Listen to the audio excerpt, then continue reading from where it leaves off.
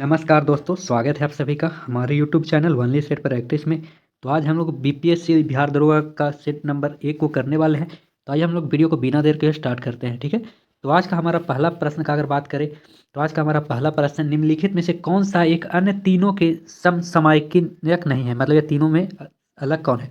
तो पर ये हमारा प्रसेनजीत, गौतम बुद्ध और बिंबिसार, ये तीनों एक दूसरे के समकालीन है और ये मिलिंद नहीं है। तो ये हमारा ऑप्शन नंबर सी ही राइट आंसर हो जाएगा।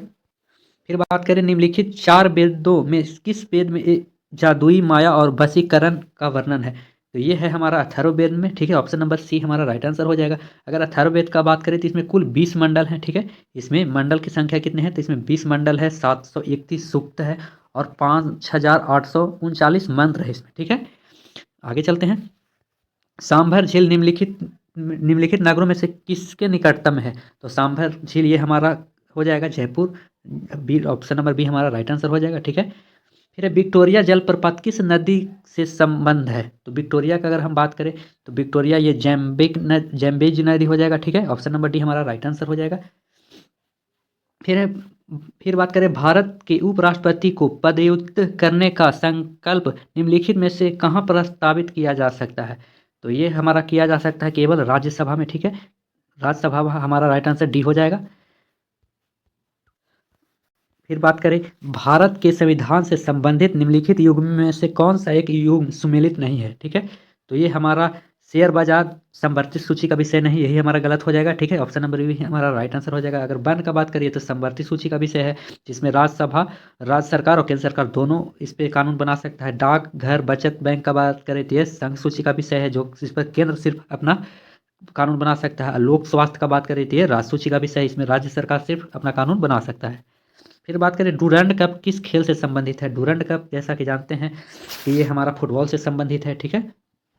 फुटबॉल में अगर प्लेयर का बात करें तो टोटल 11 प्लेयर होता है। अगर पोलो में बात करें तो 4 प्लेयर होता है। क्रिकेट में बात करें तो 11 प्लेयर होता है और हॉकी में 11 प्लेयर होता है, ठीक है। आगे चलते हैं।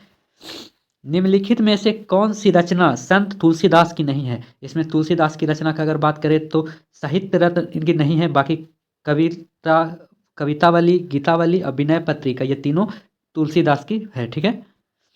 फिर है बिहार में निम्नलिखित में से किस समूह की नदियां गंगा में उत्तर की ओर से आकर मिलती है।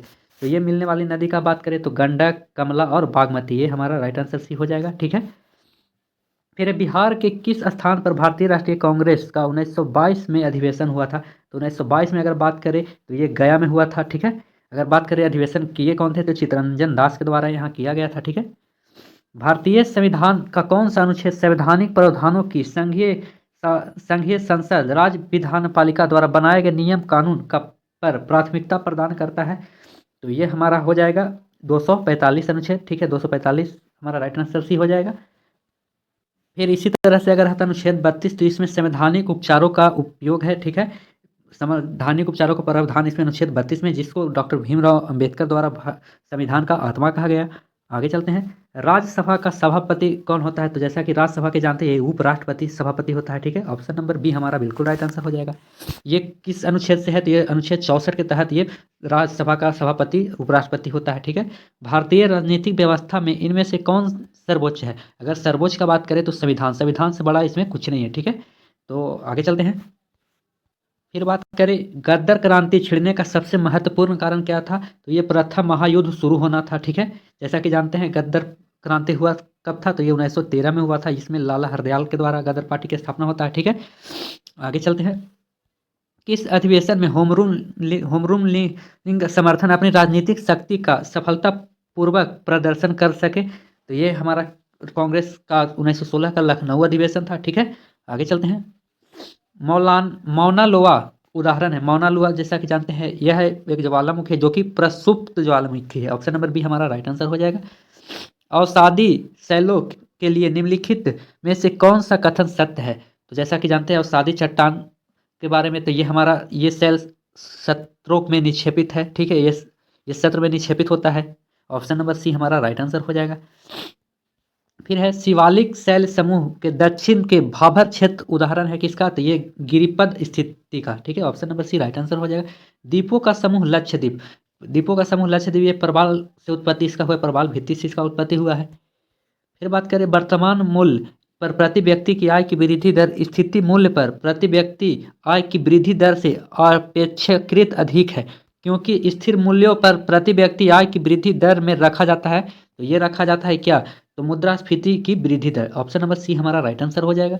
फिर है IRDP का मुख्य उद्देश्य है, तो IRDP का बात करें तो इसका इस ग्रामीण विकास पर निर्धारित निवारण है। ठीक है, ऑप्शन नंबर डी हमारा राइट आंसर हो जाएगा। कूका आंदोलन को किसने संगठित किया था? तो कूका आंदोलन को अगर बात करें तो गुरु गोविंद सिंह के द्वारा ये हुआ था। ठीक है, फिर है भारत संघ के संस्थापक कौन थे? तो भारत संघ के अगर संस्थापक का बात करें तो ये थे सुरेंद्र नाथ बनर्जी। ठीक है, सुरेंद्र नाथ बनर्जी राइट आंसर हो जाएगा। फिर है जनरल डायर को किसने गोली मारकर हत्या की थी? तो ये करने वाले थे Udham Singh. Option number D हमारा राइट आंसर हो जाएगा। उधम सिंह ने इसको क्यों मारा था? तो जालियांवाला बाग हत्याकांड के दोषी में जनरल और डायर था, उसको 13 मार्च 1940 को इनको कैंस्टन हॉल था जहां पर जगह, वहीं पर इसमें सबसे महत्वपूर्ण बात यही है कि गोली कहाँ मारे थे, ये बहुत बार पूछा गया था। तो ये कैंस्टन हॉल में मारा गया था। ठीक है, ऑप्शन नंबर डी हमारा उधम सिंह राइट आंसर हो जाएगा। आगे चलते हैं। फिर है करो या मरो का मंत्र या नारा किसने दिया था? तो करो और मरो को महात्मा गांधी ने दिया था। ठीक है, महात्मा गांधी हमारा option number D right answer हो जाएगा। ये भारत छोड़ो आंदोलन के समय ये नारा दिया गया था। ठीक है, भगत सिंह, राजगुरु और सुखदेव को कब फांसी दिया गया था? तो इन्हें फांसी का अगर बात करें तो 13 मार्च 1931 को दिया गया था। ठीक है, कैबिनेट मिशन की अध्यक्षता किसके द्वारा की गई थी? तो कैबिनेट मिशन का बात करें तो सर पी लॉरेंस के द्वारा दी गया था। ऑप्शन नंबर डी हमारा राइट आंसर हो गया।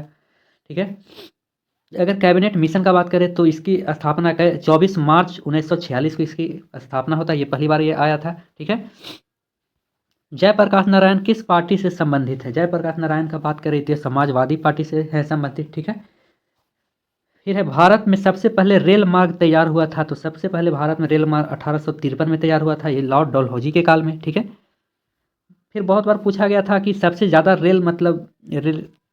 रेल पटरी सबसे ज़्यादा बिछाया किसके काल में गया था? तो लॉर्ड कर्जन के काल में सबसे ज़्यादा रेल पटरियों का विस्तार हुआ था। आगे चलते हैं। फिर है मानस नदी किस नदी की उपनदी है? तो मानस नदी का अगर बात करें तो ये हमारा ब्रह्मपुत्र की ये सहायक नदी है। राष्ट्रीय संकट की घोषणा, ये राष्ट्रीय संकट की घोषणा मंत्रिपरिषद की सिफारिश पर कर सकता है। ऑप्शन नंबर बी हमारा राइट आंसर हो जाएगा। निम्नलिखित में से कौन भारतीय संविधान के प्रारूप समिति के अध्यक्ष थे? तो ये डॉक्टर भीमराव अंबेडकर हैं। ठीक है, ऑप्शन नंबर डी हमारा राइट आंसर हो जाएगा। ठीक है, आगे चलते हैं। भारतीय कृषि का किसी महत्वपूर्ण स्तर तक यंत्रीकरण किस कारण से संभव नहीं है? नहीं है का अगर बात करें तो ये छोटे जोत क्षेत्र हो जाएगा। ऑप्शन नंबर ए हमारा राइट आंसर हो जाएगा। फिर है ये दक्षिण एशिया क्षेत्रीय सहयोग संगठन सार्क का अगर बात करें तो मुख्यालय इसका कहाँ है? तो काठमांडू हमारा, नेपाल की राजधानी काठमांडू। ऑप्शन नंबर बी हमारा बिल्कुल राइट आंसर हो जाएगा। अगर इसकी स्थापना का अगर बात करें तो ये होता है 7 या 8, कहीं कहीं देता है 7 या 8 दिसंबर 1985 को इसकी स्थापना होता है। ठीक है, आगे चलते हैं। जीवाश्म ईंधन को जलाने से क्या मुक्त होता है? तो ये हमारा ग्रीन हाउस गैस मुक्त होता है। Option number B right answer हो जाएगा। हमारे यहाँ के पीछे टिश्यू स्तर की एक पतली परत को डैश कहा जाता है? तो उसे कहा जाता है हमारा कॉर्निया।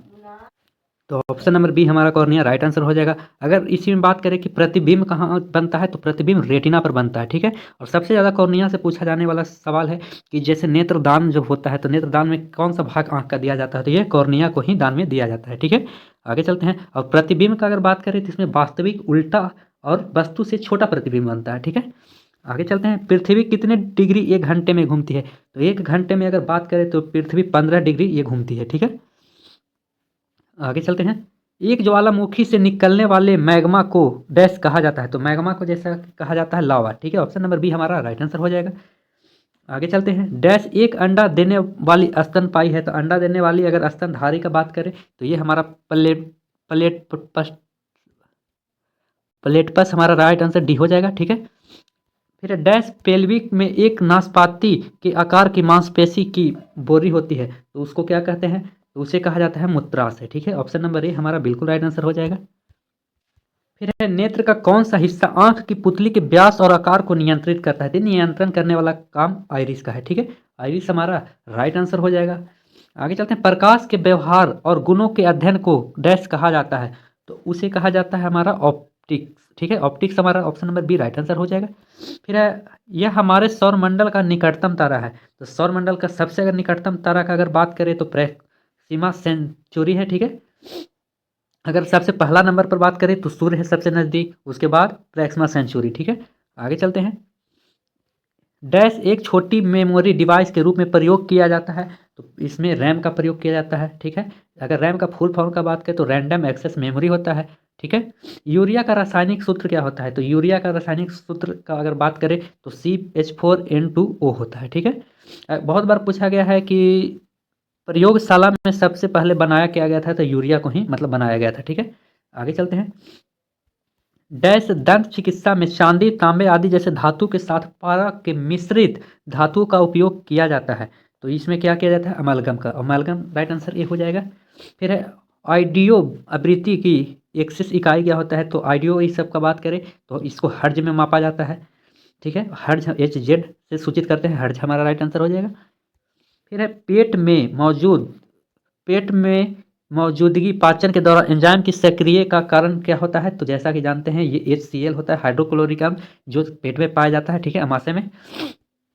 फिर है डैश एक वर्ष वर्णक है जो मानव त्वचा, बाल और आंख को रंग देता है। तो वो क्या है? तो हमारा हो जाएगा मेनालिन। मेनालिन के ही कारण आदमी का रंग निर्धारण होता है। मेनालिन से ही ज़्यादा मेनालिन हो जाने के कारण लोगों का चेहरा काला पड़ जाता है, ठीक है। काला का कारण मेनालिन ही है, ठीक है। मानव हृदय में अगर कोष्ठ का बात करें यानी कक्ष का, तो 4 चैम्बर होते हैं, ठीक है।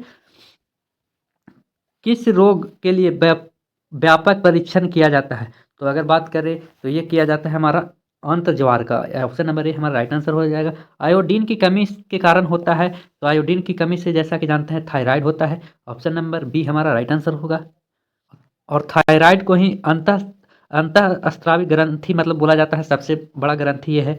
अगर सबसे बड़ी ग्रंथि का बात करें ऐसे नॉर्मली तो यकृत होता है, ठीक है। लेकिन अंत का बात करें अंतःस्रावी में सबसे बड़ी ग्रंथि तो थायराइड होता है। फिर है हाइड्रोजन का परमाणु संख्या, तो इसका परमाणु संख्या 1 होता है। किस ग्रह को ग्रीन प्लैनेट कहा जाता है? तो ग्रीन प्लैनेट का अगर बात करें तो ये कहा जाता है अरुण ग्रह को, ठीक है। हरा ग्रह अरुण ग्रह को कहा जाता है। अगर बात करें शुक्र का, तो शुक्र को पृथ्वी की बहन सबसे गर्म ग्रह के भी नाम से जाना जाता है। शनि का बात करें तो सर्वाधिक छल्लों वाला ग्रह शनि है, और सबसे हल्का भी धातु ग्रह का बात करें तो शनि है, सबसे मतलब कम घनत्व इसका है। अगर लाल ग्रह का बात करें तो ये मंगल है। और बात करें जीवन मतलब पृथ्वी के बाद जीवन कहाँ पर संग्रह मतलब कर सकते हैं, तो दूसरा नंबर पर ये मंगल आता है, ठीक है। जीवन संभव मंगल पर है। जब दो नाभिक एक तत्व को एक उच्च परमाणु संख्या के साथ जोड़ता है तो इसे डैश क्या कहा जाता है?